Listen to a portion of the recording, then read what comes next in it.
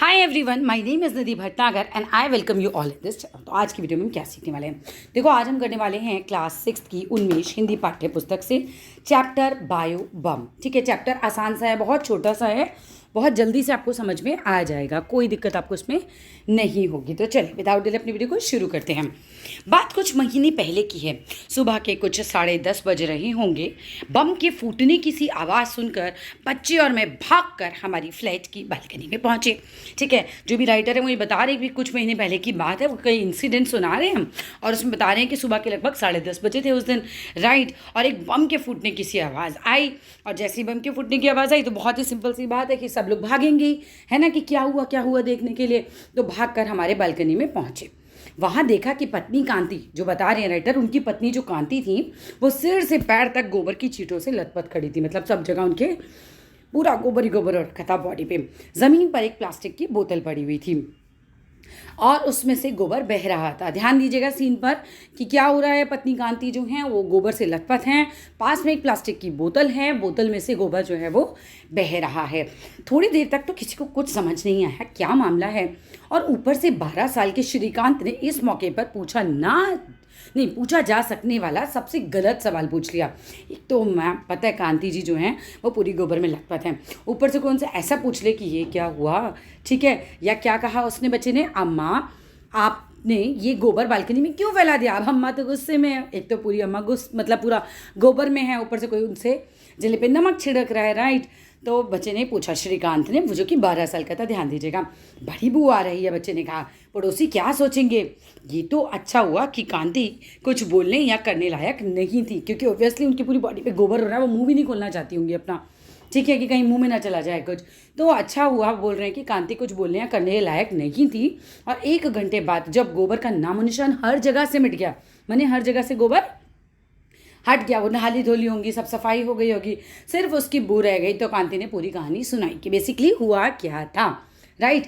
कांति ने पूरी कहानी सुनाई। पिछले रोज़ हम बाहर से लौटे तो क्या हुआ था, कांति हमारे पहचान के किसान के यहाँ से, कहाँ से लाई थी कहाँ से लाई थी क्या, ये जो कांति हैं ये गौमूत्र और गोबर कहाँ से लेकर आई थी, किसान के यहाँ से लेकर आई थी। तो किसान के यहाँ से एक बोतल में गौमूत्र, यानी कि जो गाय का टॉयलेट होता है, और गोबर का घोल लेकर आई थी हमारी 3 बालकनियों में काले प्लास्टिक के लिफाफों में उगने वाले पौधों को बड़ा करने के लिए। भाई क्यों लाई थी, क्योंकि उनकी बालकनी में कितने, ध्यान दीजिए क्वेश्चन आ सकता है, 3 बालकनियों में, हमारी 3 बालकनियों में काले प्लास्टिक के लिफाफे यानी काले पॉट्स होंगे उनके, उसमें उगने वाले पौधों को बड़ा करने के लिए। क्योंकि देखो सबको ही पता है कि पौधों के लिए गाय का गोबर, उसका गोमूत्र, इसका घोल जो है वो बहुत अच्छा होता है, सुपर्ब होता है। हमारी कुछ किताबों में इस गोबर घोल को अमृत जल का नाम दिया गया था, राइट। इसको क्या कहा जाता है, ये अमृत जल है पौधों के लिए। कहा गया था कि इस मिश्रण में पलते विशेष बैक्टीरिया के कारण इससे अच्छी खाद और कोई नहीं होती। यह एक क्वेश्चन बहुत इंपॉर्टेंट है, इस पूरे चैप्टर में ये लाइन सबसे ज़्यादा इंपॉर्टेंट है। अब अगर आपसे पूछा जाए कि बताइए गाय का गोबर का और गौमूत्र का मिश्रण क्यों अच्छा होता है प्लांट के लिए, क्योंकि इसमें जो बैक्टीरिया होते हैं उनके कारण इससे अच्छी खाद कोई और नहीं होती, यानी कि उन्हीं के कारण इनकी खाद बहुत अच्छी होती है। रात भर बंद बोतल में बैक्टीरिया ने अपना काम ज़ोरों शोरों से किया। रात भर बोतल बंद थी, बोतल के अंदर बैक्टीरिया अपना काम ज़ोरों शोरों से कर रहे थे।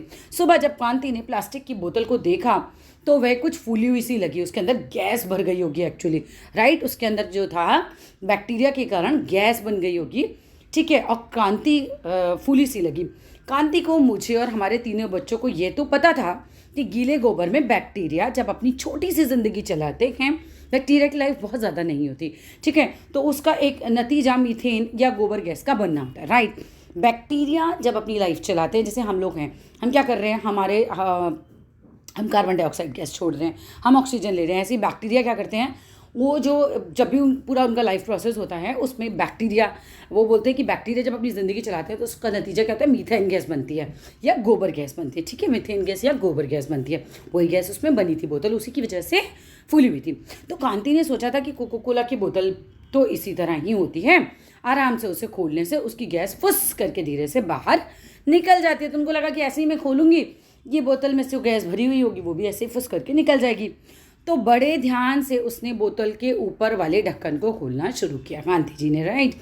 जब इस बात पर कांति भी हंस पाई तो कहने लगी, चलो इस बहाने हमारे पूरे परिवार और पड़ोसियों को गोबर गैस की ताकत का पता तो चला।